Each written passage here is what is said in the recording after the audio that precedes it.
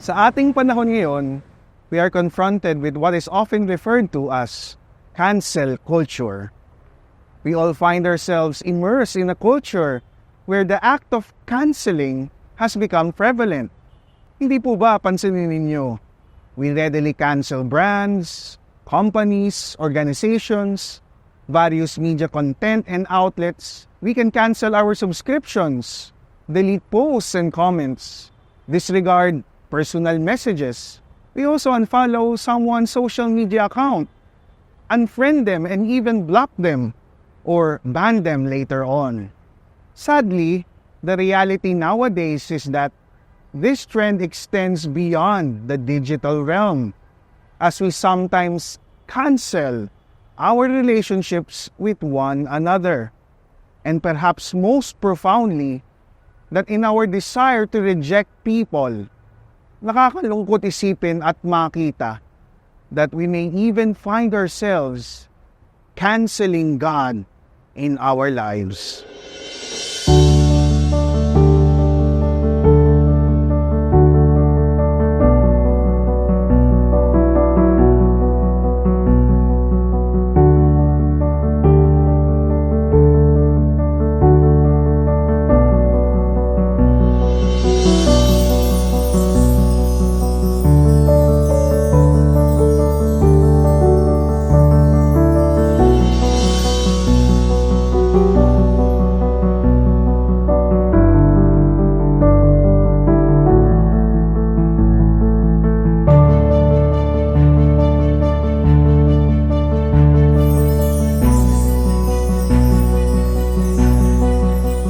Jesus, in this Sunday's gospel narrative, has to cope with such culture of rejection. Our Lord experienced the pain of being doubted, of being denied, of being canceled, not just by people outside of His circle, but also of within. Mga kababayan pa nga niya in His native place of Nazareth, as it was narrated to us.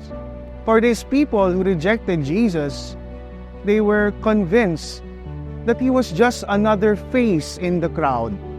Para sa kanila, hindi siyang Messiah, but as the son of a carpenter, someone too ordinary to be extraordinary. The people's rejection of Jesus highlights a very common human tendency. We often fail to recognize greatness and holiness in those closest to us. We are often quick to judge or dismiss someone who seems too familiar to us, or perhaps ordinary to be considered as special. Now, in reflecting on Jesus' experience in Nazareth, tayo po kaya in our lives, when we face rejection or feel the sting or pain of being canceled, ano kaya ang magiging reaksyon o tugon natin?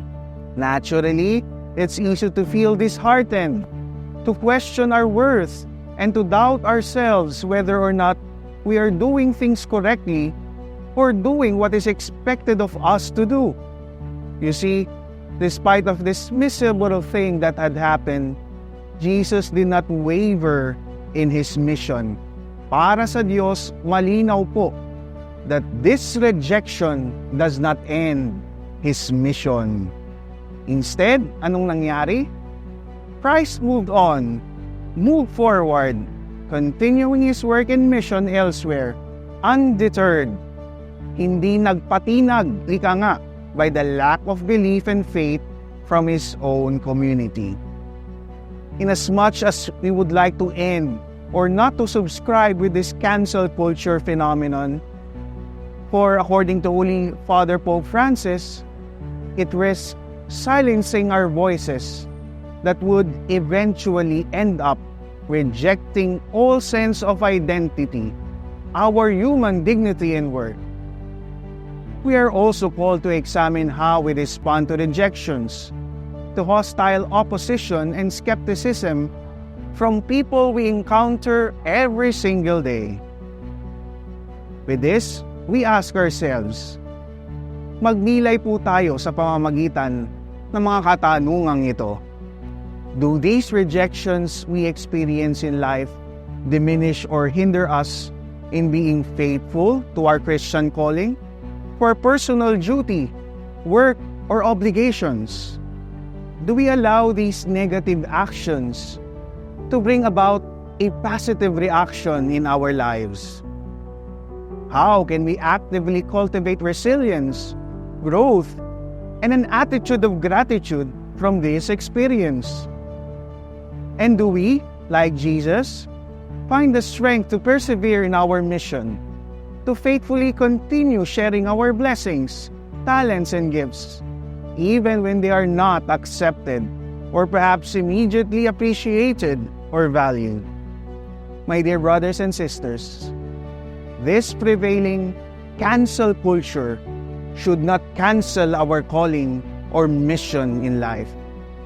As I've said, just as what Christ our Lord did, let us focus on our mission, not on the sting or pain of rejection. For remember, rejection is not the end of our mission. In fact, your experience of rejection may give you a good redirection in life. It is a necessary step in our own pursuit of success, as they say. Therefore, like Jesus, let us continue to be committed to our mission, trusting that through our faithfulness and perseverance, obstacles can be overcome, success can be attained, and God's purpose can be fulfilled. May God bless you all.